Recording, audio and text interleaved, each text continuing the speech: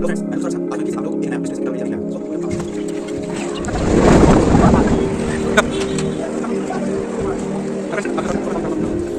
Friends, मैं आपका रुद्र सौरभ सिन्हा आप लोगों को फिर से एक बार स्वागत करता हूं जोरासांको ठाकुरबाड़ी के ट्रैवल के सेकंड पार्ट में। जैसा कि आप सब फर्स्ट पार्ट से जोरासांको ठाकुरबाड़ी के बहुत से इंटरेस्टिंग बातों का पता तो चल गया है। जिसने भी इस ट्रैवल के फर्स्ट पार्ट को देखा है उसे जोरासांको ठाकुरबाड़ी के बहुत सारी इंटरेस्टिंग बात तो पता ऑब्वियसली चल जाएगा। तो आप लोगों को मैं बोल दूं, अगर आपने फर्स्ट पार्ट नहीं देखे हैं तो ज़रूर फर्स्ट पार्ट को देख लीजिएगा, क्योंकि फर्स्ट पार्ट में मैंने जोरासांको ठाकुरबाड़ी पहुंचा कैसे जाएं, कहां पर है, क्या क्या देखने को मिलेगा, क्या क्या चाहिए, क्या क्या रिस्ट्रिक्शन है, सब कुछ मैंने उस पार्ट में मैंने पूरा डिटेल्स के साथ बताया हूं। तो आप लोग फर्स्ट पार्ट को ज़रूर देख लीजिएगा, ताकि आप लोग अगर जोरासांको ठाकुरबाड़ी आते हैं तो आपको बहुत सारा हेल्प मिल जाएगा उस ठाकुरबाड़ी में पहुंचने के लिए और उसे अच्छे से घूमने के लिए। और हाँ, फर्स्ट पार्ट का लिंक डिस्क्रिप्शन बॉक्स पर है, आप लोग चेक कर सकते हैं। जैसे ही मैं बस से उतरा और पैदल चलना शुरू किया तो रास्ते के आसपास का नज़ारा, चारों तरफ बड़ी बड़ी इमारतें, कुछ अलग ही फीलिंग्स दे रहा था मुझे। अगर आप कोलकाता कभी आते हैं तो मैं आप सबको ज़रूर कहूँगा कि आप ज़रूर रास्ते में दौड़ने वाली ट्रेन जैसे दिखने वाली ट्राम ट्रेन का सवारी ज़रूर करें। ट्राम ट्रेन बहुत फेमस है कोलकाता में, यह कोलकाता का हार्ट बीट है, यह कहना भी गलत नहीं होगा। वैसे आप लोग जानते ही होंगे कोलकाता को महलों का शहर कहा जाता है, क्योंकि यहाँ कई खूबसूरत हवेलियाँ और महलें हैं। कोलकाता 1911 से पहले तक यह भारत का कैपिटल था। जोरासांको ठाकुरबाड़ी का हिस्ट्री 150 साल से भी पुराना है। ठाकुरबाड़ी यानी कवि रविंद्रनाथ ठाकुर। आज मैं आप लोगों को गुरु कवि रविंद्रनाथ ठाकुर के जन्म स्थान में ले जा रहा हूँ। मैं बहुत ज़्यादा ही एक्साइटेड हूँ इस ठाकुरबाड़ी को एक्सप्लोर करने के लिए। So welcome to our next travel zone के इस शानदार ट्रैवल में। आशा करता हूँ कि आपको यह ट्रैवल आपके दिल को छू जाएगा, क्योंकि आज का डेस्टिनेशन विश्व कवि रविंद्रनाथ ठाकुर का बर्थ प्लेस है, जोरासांको ठाकुरबाड़ी।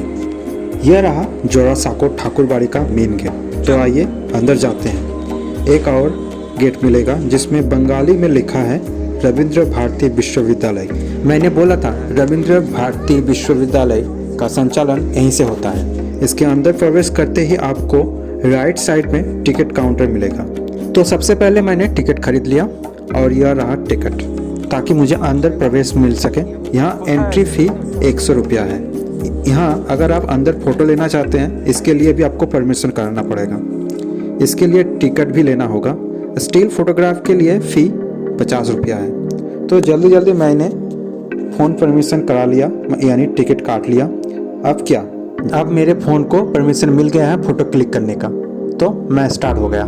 चलो फ़ोटो क्लिक करते हैं। अब मैंने कोशिश किया कि इस प्रांगण के कोने कोने को अपने कैमरे में उतार लूँ, जो काफ़ी हद तक मैं सफल भी रहा। एक बात बोल दूँ, फ़ोटो ओनली इस बाहर के आउटडोर एरिया में ही अलाउ है, अंदर फ़ोन ले जाना अलाउ नहीं है। बाहर से यह ठाकुरबाड़ी बहुत ही सुंदर है।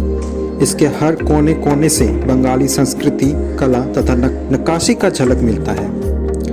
यह रंग ठाकुरबाड़ी की आकर्षण में चार चांद लगा रहा है। बाहर एक कवि रविंद्रनाथ ठाकुर का मूर्ति रखा हुआ है। आसपास का माहौल इस आउटडोर एरिया में एक अलग ही फीलिंग आ रहा है, जो केवल यहाँ आकर ही आप महसूस कर सकते हैं। इस ठाकुरबाड़ी के बाहरी हिस्सा इतना सुंदर और आकर्षक है कि कोई यहाँ आकर इसे अपने कैमरे में कैद ना करे, यह हो ही नहीं सकता। यहाँ जो भी आएगा वह चाहेगा कि इस समय की स्मृति को अपने फ़ोन के कैमरे में कैद कर लिया जाए। बस और क्या, मैं भी इसी कोशिश में लगा हुआ हूँ। मैं अच्छी तरह से जानता हूँ, अभी नहीं तो फिर कब पता नहीं, फिर से मैं कब इस डेस्टिनेशन में आऊँ पता नहीं है। इस ठाकुरबाड़ी का इतिहास बहुत ही पुराना है और बहुत ज़्यादा ही इंटरेस्टिंग है। जोरासांको ठाकुरबाड़ी टैगोर परिवार का पैतृक निवास था, जो बंगाल के सामाजिक संस्कृति मानचित्र में एक महत्वपूर्ण घराना था। परिवार व्यापार और वाणिज्य के साथ साथ ब्रह्म समाज, बंगाल पुनर्जागरण और बंगाल स्कूल ऑफ आर्ट से भी जुड़ा था। 6/4 द्वारकनाथ टैगोर लेन कोलकाता में रविंद्र भारती विश्वविद्यालय परिसर के भीतर स्थित इसे 18वीं सदी में बनाया गया था। लाल ईंटों से बनी यह भव्य हवेली 35,000 वर्ग मीटर में फैली हुई है। यहीं पर नोबेल पुरस्कार विजेता रविंद्रनाथ टैगोर का जन्म हुआ था, जहां उन्होंने अपना अधिकांश बचपन बिताया और जहां उनकी मृत्यु हुई। 1961 में परिवार की व्यक्तिगत वस्तुओं और कलाकृतियों को संरक्षित करने के लिए रविंद्र भारती संग्रहालय की स्थापना की गई थी। रविंद्रनाथ के पिता महर्षि देवेंद्रनाथ टैगोर के नाम पर मुख्य भवन का नाम महर्षि भवन है। रविंद्र भारती संग्रहालय में 2071 पुस्तकें, 770 पत्रिकाएं, 16 पेंटिंग, 3297 तस्वीर, 27 सेल और मूर्तियां, 208 व्यक्तित्व, 3 फर्नीचर के टुकड़े, टैगोर की 40 मूल पेंटिंग और उनकी नोटबुक प्रदर्शित हैं, जिन्हें पश्चिम बंगाल सरकार ने टैगोर परिवार से हासिल किया था। महर्षि भवन के अंदर 3 गैलरी हैं, जिसमें टैगोर परिवार के विभिन्न सदस्यों द्वारा इस्तेमाल की गई तस्वीर, चित्र और वस्तुएं प्रदर्शित हैं।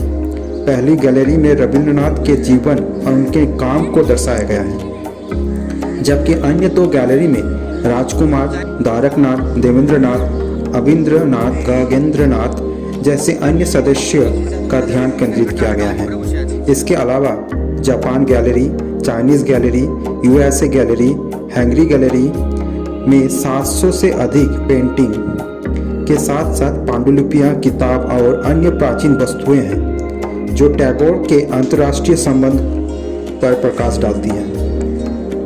संग्रहालय में 3000 से अधिक तस्वीरें का संग्रह प्रदर्शित किया गया है। रविंद्रनाथ का कमरा, जहां वे अपनी कोलकाता यात्रा के दौरान रुके थे और जहां उन्होंने अपनी अंतिम सांस ली थी, को उसी तरह संरक्षित किया गया है जैसे कि उनके अंतिम दिन था। एक आकर्षक हवेली की पिछवाड़े में रखी रविंद्रनाथ की हम्बर कार है। आप जो ये प्रांगण देख रहे हैं, इस प्रांगण में ठाकुरबाड़ी का दुर्गा पूजा होता है। यहाँ की बालकनी, खिड़की, दरवाजा, यहाँ की कलाकृतियाँ, नक्काशी आपको उस समय का अनुभव कराता है। अभी भी इस राजबाड़ी को देखकर आप महसूस कर सकते हैं कि उस टाइम में राजबाड़ी कितना भव्य था। कहा जाता है कि कोलकाता के जोरासाको ठाकुरबाड़ी में दुर्गा पूजा का आयोजन दाव परिवार द्वारा 1859 से किया जा रहा है। इस पूजा की शुरुआत शिव कृष्ण दाव के पिता ने की थी, लेकिन उनके बेटे ने इसे और भी भव्य बनाया। यहाँ देवी की मूर्ति सोने के आभूषणों से सजी होती है। देवी के हथियार पीतल से बने होते हैं। इस पूजा में माँ दुर्गा का मूर्ति बहुत ही खूबसूरती के साथ तैयार किया जाता है। इस पूजा के लिए बनाया गया पैतृक हवेली अपने खंभों वाले हॉल और लटकती हुई बालकनियां के लिए जानी जाती है। यह हवेली कई फिल्म शूटिंग के लिए भी पसंदीदा जगह रही है। अंदर कैमरा अलाउ नहीं होने के कारण मैं आप लोगों को अंदर के भाग को दिखा नहीं पाया, जिसका मुझे खेद है। लेकिन मैं आपको बोलूँगा, आप जरूर आइए इस ठाकुरबाड़ी में। अगर आप कभी रविंद्रनाथ ठाकुर को और करीब से जानना चाहते हैं तो आप यहाँ आइए, यहाँ के म्यूजियम का दौरा करें। आपको बहुत सारी जानकारी और एक अलग ही ट्रैवल का अनुभव मिलेगा। मुझे इस ठाकुरबाड़ी का दौरा करने के लिए 2 घंटा से ज़्यादा समय लगा, तो आप भी अगर आते हैं तो थोड़ा समय लेकर आइए, क्योंकि यह ठाकुरबाड़ी इतना बड़ा और इतना भव्य है, जिसको देखते देखते समय कब निकल जाएगा आपको पता भी नहीं चलेगा। मैं थोड़ा जल्दी में घूमा, जिसके कारण बहुत कुछ शायद मुझसे छूट गया है, पर हाँ, मुझे यहाँ आकर बहुत ही अच्छा लगा। यहाँ आकर मुझे यह पता चला, अगर हम ट्रैवल करते हैं तो उससे हमारा अनुभव और ज्ञान दोनों ज़्यादा विकसित होता है। क्यों? क्योंकि कवि रविंद्रनाथ ठाकुर ने बहुत ट्रैवल करते थे। वह एक अच्छा ट्रैवलर था। यह उसके विदेशी भ्रमण यात्रा को देखकर ही पता चलता है। मेरा जोरासाको ठाकुरबाड़ी का ट्रैवल यहीं खत्म होता है। आशा करता हूँ कि आपको यह ट्रैवल अच्छा लगा। So thank you our next travel zone के इस ट्रैवल में बने रहने के लिए। फिर से मिलते हैं एक और नया डेस्टिनेशन के ट्रैवल में। तब तक के लिए आप सभी को मेरे तरफ से बहुत सारा प्यार।